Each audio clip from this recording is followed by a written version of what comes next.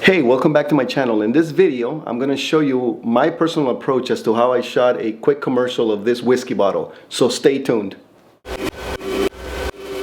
Okay, so I'm going to give you a quick breakdown of how I'm shooting this video. Obviously, I'm going to be taking shots of the bottle, different angles. I'm going to be doing close-ups of the bottle. I'm going to have the bottle rotate on this electronic turntable. And so I'm going to be doing close-ups. I'm going to do hero shots. So I'm going to take it one step at a time. But just so that you know how I kind of build this whole scene, I'm actually using Canon EOS R with a macro lens. This is the Canon macro 100mm lens. And I also added an ND filter because it helps to cut down on the glare, being that the bottle, or the majority of the bottle, it's basically glass and it's crystal clear. So there is no coloring in the glass. It's not frosted glass. So it makes it a little bit more challenging because it's basically see-through, and the surface area tends to reflect a lot of the lights and things around you. So with the macro lens, I'm going to be doing the close-up scenes of the commercial, and just so I can do a little breakdown also of the lighting. So on this side, I have a softbox with some daylight balanced bulbs. I got 4 of them on this softbox, but what I did is to make it even softer so that there's no harsh reflections on the bottle. I actually put a piece of ripstop or diffusing material here that makes the light even softer, that is coming from the left side of the bottle. In addition to that, I have a VL200. It's a Godox VL200 light. I have it at full power. And what I did is, to soften the light even more, I went ahead and I added this diffusion material here that is being held by some clips. So that softens the light, which is reflecting over the neck and the top of the bottle.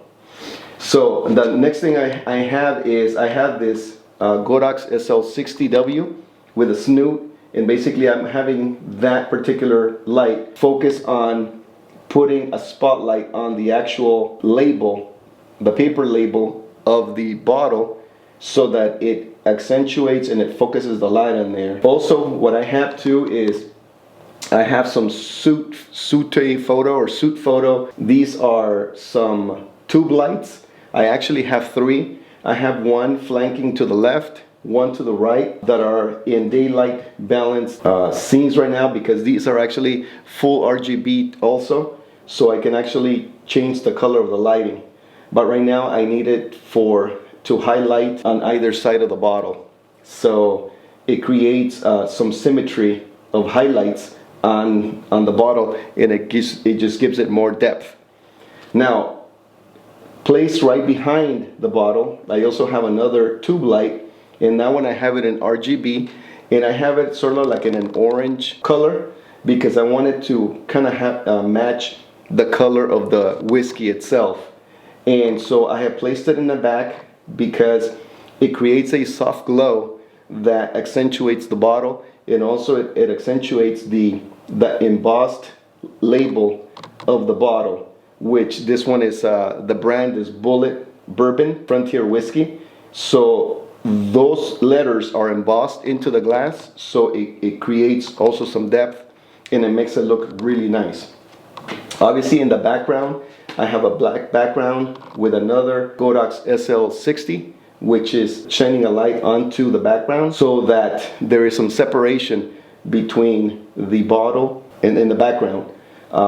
So that the bottle stands out. You don't want your subject to blend in too much with the background. So you want to have that spotlight so that it makes separation, and it also gives it depth. I also have on this side, just to create more of nice bounce, a softer bounce of light, I have some foam core that I'm using. It's black on one side, white on the other. Obviously I need that soft bounce of all the lights that are around, so that it creates some softness, and it cuts down on the harsh glare of any direct lights. That is my approach to this. I'm just gonna go ahead and get started with shooting the different scenes. After I'm done with the Canon, the macro lens, I'm gonna switch over to a 50mm lens so that I can capture more of a wider scene, and also to get that hero shot. Okay guys, so right now I was just double checking that all the lights are where they're supposed to be, that as the bottle rotates, I don't see, it's not gonna show any of the light that is behind the bottle itself. So everything is a go. So right now what I'm gonna do is I'm gonna go ahead and just do about a minute of the bottle rotating the way it is right now on the Lazy Susan or the electronic turntable. Okay, so I have that much. Okay, so the next thing I'm going to do, I'm going to be tilting up and down. I'm going to do a few passes because I'm actually doing it manually. Okay, I'm going to do it one more time, and I'm going to wait for when the bottle is actually has rotated almost completely and the front of the label is coming into view. So here we go.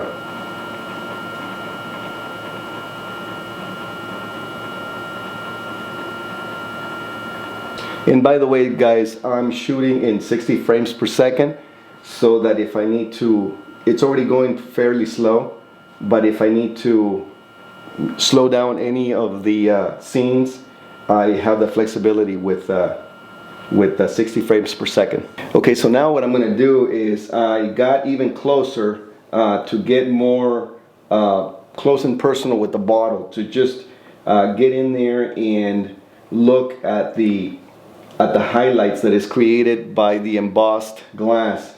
So you obviously you have your highlights, you have your shadows, and you also have the contours. And I really want to accentuate that part of the bottle. And so what I'm going to do is I'm going to go ahead and I'm going to take some video as the bottle is stationary, get a few seconds of that, and also shoot the same scene but with the bottle rotating. Okay, I just want to have a variety of things so that I can, you know, put it together as I mentioned before.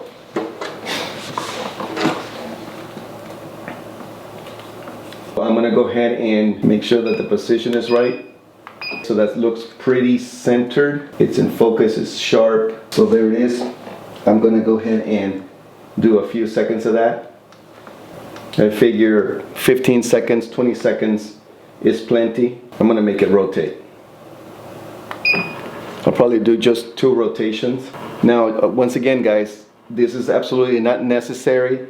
I'm sure that there's other people out there that, you know, they have other ways of doing it. Maybe simpler than what I'm doing it. Maybe I'm overcomplicating things. I don't know. All as I know is that this is the way that I approached it, or I'm approaching it. So, you know, obviously everybody's different. You can do whatever you please. I'm just showing you the method that I personally used. Okay, so I'm going to go ahead and stop recording that. What I want to do is I want to go ahead and reposition the camera so that now I can go ahead and focus at the bottom where the paper label is. I'm going to let it rotate. When I have the front of it, I'm going to check my focus again. So I'm going to stop it for a moment and check the focus. Okay, that looks tack sharp right there. So once again, I'm going to do the same.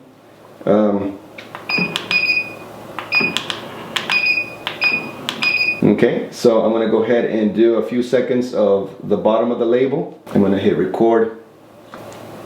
Okay, and that's it for that. Okay, so this next shot in the sequence is the kind of like the hero shot that you see on TV commercials. In this case, what it does, it displays the whiskey bottle and it's paired with a nice whiskey glass. And it's usually sort of like a wide shot of the whole scene. In this case, what I did is I purchased some whiskey glasses from Amazon. I found a set of 6. Basically, there's 3 different styles, so you get a pair of each style of glass. And I also got myself some acrylic ice cubes. Normally, you don't want to use regular ice cubes because they melt they'll create dew on the glass itself, and it's a little messy to work with, especially because they melt, and if you're pouring alcohol in it, then they don't hold up as well. You want to make sure that you position them so they look nice and stylish and elegant. So I'm gonna go ahead and I switched my lens from the 100mm macro to the 50mm lens here. And what I went ahead and did is I added the ND filter, once again because the ND filter helps to cut down on any unwanted glare and reflections on the glass. So I'm gonna go ahead and shoot this scene. Obviously, one of the things that makes it look really nice too is I actually have the bottles on top of a sheet of, in this case it's plexiglass. You can use plexiglass or you can use actual glass, whatever you prefer, because it gives that nice reflection towards the bottom, which is really nice and elegant. So I'm gonna go ahead and shoot this scene. I'm gonna get a few seconds recorded. Another thing that you want to make sure is that when you working with glass, make sure that you clean it. You don't want to have any fingerprints, any oils, any gunk. You want to make sure that the glass is completely nice and clean, also lint free. So when you clean it, try to clean them with a lint free cloth or whatnot. What I ended up doing with the whiskey glass is, obviously they come in a box and a set, and it had a little bit of a film in it. So I ended up like just washing it with soap and then drying them completely with paper towels, lint-free paper towels, so that you don't see any of that lint on the actual, final shot. Okay, so one of the last scenes that I want to do is basically the pouring scene. I don't know yet if I'm gonna do it myself, or it's better, or if I'm gonna decide to have, let's say, like a female, actually see like a female's hand, grabbing the bottle and pouring the contents into the glass. I haven't decided on that yet, but that'll be the next step. Obviously, one of the things that you always want to do is make sure that you get all your shots first with, the sealed bottle. You don't want to do the pouring shots first and then, having to rip off the seal and it's just better get all your stationary shots or all the establishing shots that you need. And then if you want to do, you don't have to, but if you want to do the pouring shot, just to end it, you want to do that towards the end. And same thing, try to do it what you did. Don't rush, go slowly, and 3 Mississippis. On 3, 2, 1, go, one comfortable.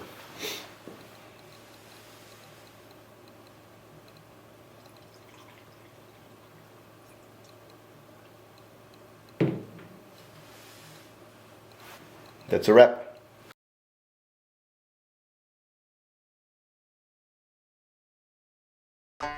In 1830, Augustus Bulleit created Bulleit Bourbon Frontier Whiskey. For 30 years, Augustus made this tasty mash of 2/3 corn and 1/3 rye until he died in 1860. In 1987, Tom Bulleit revived Bulleit Bourbon by distilling his own version, using the original recipe left by his great-great-grandfather Augustus. This is what the Great Frontier tastes like.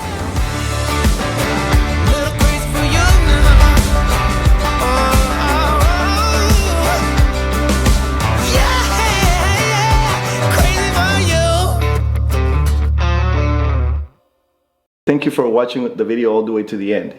If you feel that it was somewhat entertaining or educational, please consider giving it a like, subscribe, and hit the notification bell so that you can get alerted to future videos that I put out. If you have any questions, comments, please leave them down below, and I'll be more than happy to answer any questions that you may have. In the meantime, once again, thank you very much, and I will see you on the next video.